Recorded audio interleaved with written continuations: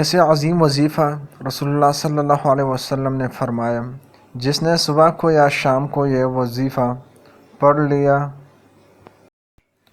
فضیلت 5 بہترین اور اہم فضیلت۔ نمبر 1، اللہ تعالیٰ نے شام صبح تک اس کی حفاظت کے لیے مسلح فرشتے بھیجے گا جو شیطان سے اس کی حفاظت کرے گی۔ نمبر 2، اس کے لیے اجر اور ثواب واجب کر دینے والے 10 نیکیاں لکھی جائیں گی۔ نمبر 3، اس کے 10 خطرناک قسم کی گناہیں معاف کر دی جائیں گی۔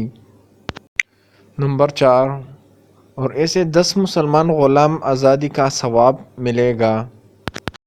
نمبر 5، اور اس دن اس کا اس عمل سے زیادہ اجر والا کوئی عمل نہ ہوگا۔